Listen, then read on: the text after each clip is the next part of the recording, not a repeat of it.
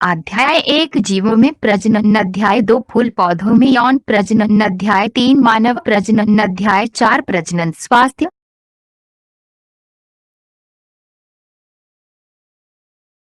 संक्षेप में, जीव विज्ञान पृथ्वी पर जीवन की कहानी है। जबकि व्यक्तिगत जीव बिना किसी विफलता के मर जाते हैं, प्रजातियां लाखों वर्षों तक जीवित रहती हैं जब तक कि प्राकृतिक या मानवजनित विलुप्त होने का खतरा नहीं होता। प्रजनन एक महत्वपूर्ण प्रक्रिया बन जाती है जिसके बिना प्रजातियां लंबे समय तक जीवित नहीं रह सकती हैं। प्रत्येक व्यक्ति अपने पूर्वजों को अलैंगिक या यौन साधनों द्वारा छोड़ देता है।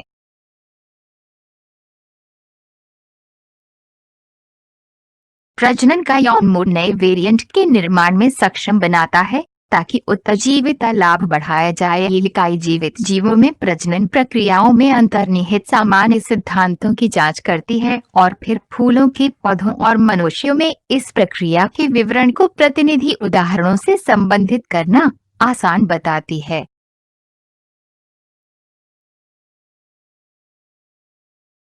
मानव प्रजनन स्वास्थ्य पर एक संबंधित परिप्रेक्ष्य और प्रजनन बीमार स्वास्थ्य से कैसे बचा जा सकता है, ये भी प्रजनन की जीव विज्ञान की हमारी समझ को पूरा करने के लिए प्रस्तुत किया गया है।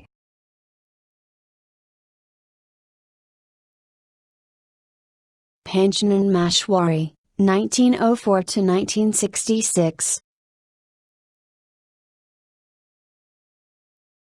नवंबर 1904 में जयपुर, राजस्थान में जन्मे पंचानन माहेश्वरी न केवल भारत के बल्कि पूरे विश्व के सबसे प्रतिष्ठित वनस्पतिविदों में से एक बन गए। उच्च शिक्षा के लिए वे इलाहाबाद चले गए, जहां उन्होंने अपनी डीएससी अपने कॉलेज के दिनों में वह एक अमेरिकी मिशनरी शिक्षक डॉक्टर डब्ल्यू डडगिन से प्रेरित थे, जिन्होंने बॉटनी और विशेष रूप से आकारिकी में रुचि विकसित की।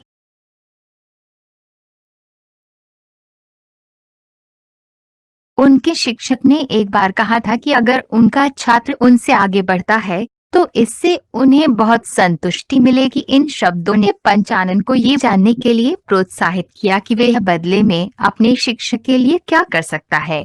उन्होंने भ्रूण संबंधी पहलुओं पर काम किया और टैक्सोनॉमी में भ्रूणीय करैक्टर्स के उपयोग को लोकप्रिय बनाया।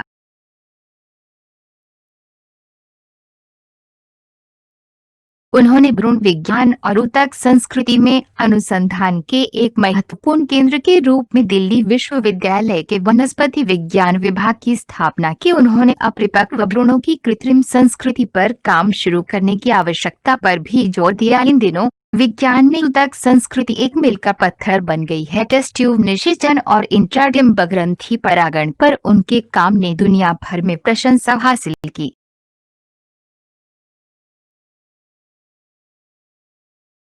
उन्हें royal society of London FRS, Indian national science academy और उत्कृष्टता के कई अन्य संस्थानों की फेलोशिप से सम्मानित किया गया था। उन्होंने 1964 में निसर्ग द्वारा प्रकाशित उच्च माध्यमिक विद्यालयों के लिए जीव विज्ञान की पहली पाठ्य पुस्तकों को सामने लाने में अपने नेतृत्व द्वारा सामान्य शिक्षा को प्रोत्साहित करने और स्कूली शिक्षा में महत्वपूर्ण योगदान दिया।